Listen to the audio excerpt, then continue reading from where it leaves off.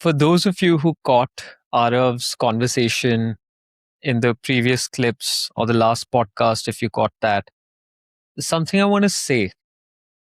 He talked about how it's so hard to keep competing at that level, and you're still not sometimes getting that reward, which for him means starting, being in the playing 11.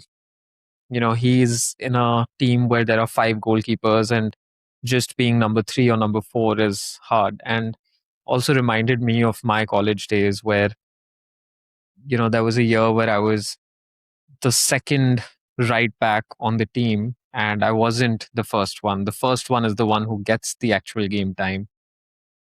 But you just used to work so hard every single day to just be number two. You were trying to break through that wall of how do I get to number one. The number one is trying to make sure they stay at number one. And while you're trying to get through to number one and maintaining your number two, there were also two or three other guys behind me trying to, almost get me down in a way where how do we pull him down and how do we replace him and become the number two player? So, my point of sharing this is that we don't talk about this enough, that it's incredibly hard to constantly keep working to be number two while there is no reward for number two. But all it teaches you is that you just have to keep working really hard. And someday, at some point, there is going to be a reward that can be given to you. For me, that came in 2016. We were at the national championship at the final four.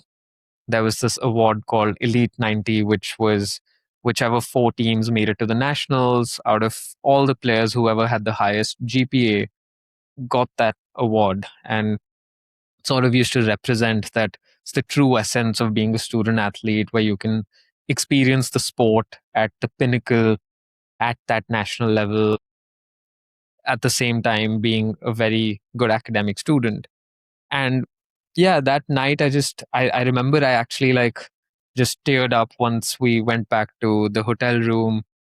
I think we were in Missouri, Kansas City at that time, and I just teared up because I was like, my God, I know how hard I've just been working. And there were times and days where I would just keep questioning, what am I doing this for? Because I'm not getting enough game time and I'm not in the first 11, but I wanted to be in that 18 squad that was traveling around. I didn't want to be that third and fourth and fifth guy who's not even getting to experience this. And that day I realized that by being number two, by being in that 18, I was in that final four. And by being in the final four, it allowed me to win that Elite 90 award. And yeah, I still have that. It's still sitting in this house of mine. So it just represents that for me. And all I'm trying to share here is that there are times where you are in this zone of immense competition. You're not even sure sometimes why you're competing, but you want to do it and you want to succeed in whatever way you can and whatever that means to you. But sometimes good things just arrive out of nowhere just because you've been at it.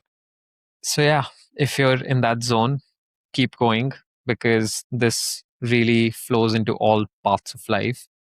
I tell something to students all the time, which is that learning how to be ambitious and competitive is a skill, it's an art. If you can learn that at a young age, it really serves you well.